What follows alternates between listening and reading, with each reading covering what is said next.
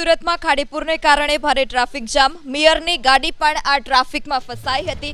અસરગ્રસ્ત વિસ્તારમાં નિરીક્ષણ માટે મેયર નીકળ્યા હતા, ત્યારે મેયર તરફથી કહેવામાં આવ્યું છે કે હજુ કેટલાક વિસ્તારમાં આ ખાડીપુરના પાણી ભરાયેલા છે। આરોગ્ય અને સફાઈની ટીમ કામે લાગી છે। તો ખાડીપુરને કારણે ટ્રાફિક જામની પણ સમસ્યા જોવા મળી છે। ખુદ મેયર કે જે આ ટ્રાફિક જામમાં ફસાયા હતા। અત્યારે બે જગ્યાએ જે પાણી ભરાણા હતા, શ્રેયા હાઇટ્સ અને મોડર્ન ટાઉનશીપ, એ બંને જગ્યાએ અત્યારે પાણી ઉતરી ગયા છે। અત્યારે સફાઈની ટીમ અને આરોગ્યની ટીમ ત્યાં તૈનાત છે। તમામ જગ્યા પર અત્યારે સફાઈ થઈ રહી છે અને દવાનો છંટકાવ થઈ રહ્યો છે। કોઈ બીમાર હોય તો આરોગ્યની વાહન પણ સાથે જ છે કે તાત્કાલિકના ધોરણે એને દવા મળી જાય।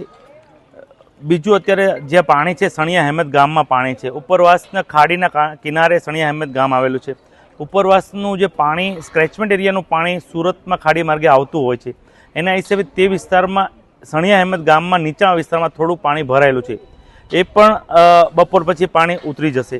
ત્યાં પણ બપોર પછી સફાઈની ટીમને કહી દીધું છે કે ત્યાં પણ સફાઈ થઈ જાય।